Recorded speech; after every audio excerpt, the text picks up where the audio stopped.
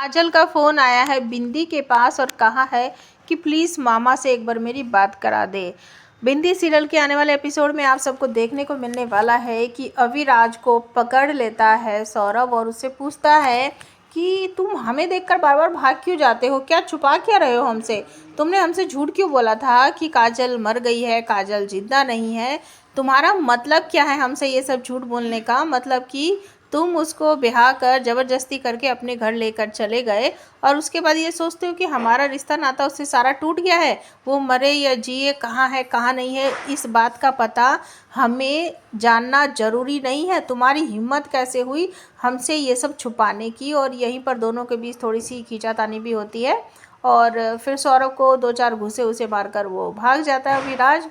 और आप सबको ये भी देखने को मिलने वाला है कि अविराज जो है जेल में जाने वाला है बिंदी से मिलने की। ऐसा क्या हुआ कि सौरभ ने मतलब इतनी हिम्मत दिखाई और उसने मेरे सामने ऐसा वैसा किया, और वो जाकर सीधी तौर पर काजल से पूछने वाला है कि तुम आज भी हमसे प्यार करती हो, तुमने हमारे लिए आज भी व्रत रखा है करवा चौथ का? और काजल भड़कते हुए कहती है तुम कोई नहीं हो मेरे, मैं तुम्हारे लिए व्रत क्यों रखूँगी? और अगर मैंने कभी तुम्हारे लिए व्रत रखा भी ना तो तुम एक राक्षस हो, तुम्हारी ज़िंदगी कम होती रहे रोज़ दिन प्रतिदिन, मैं इसलिए व्रत रखूँगी, इसलिए पूजा करूँगी।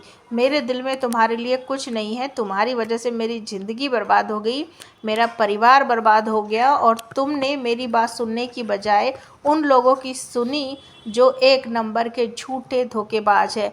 असल में तुमने ही तो मुझे जानबूझकर अपने जाल में फंसाया था और ये सब तुमने जानबूझकर किया था, मुझे अच्छी तरीके से पता है। इसके बाद काजल अपने भाई के पास ये खबर पहुंचाना चाहती है कि बिंदी की ज़िंदगी खतरे में है, लेकिन कुछ भी नहीं बन पा रहा है।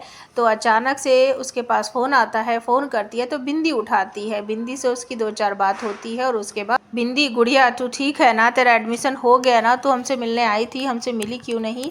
इस तरीके की सवाल जवाब होती है दोनों माँ बेटे के बीच में। तो बिंदी बता देती है कि हाँ, हमारा एडमिशन होने वाला है स्कूल में, हम मन लगा कर पढ़ रहे हैं और हमें ना बहुत अच्छा लग रहा है यहाँ पर, आपके भैया हमसे बहुत प्यार करते हैं। तो काजल यहाँ पर कहती है बेटा एक बार मेरी भैया से बात करा दे, मुझे बहुत ज़रूरी बात करनी है प्लीज़। तो बिंदी फ़ोन करती है सौरभ के पास और कहती है मैया के भैया, लो मैया तुमसे बात करेगी।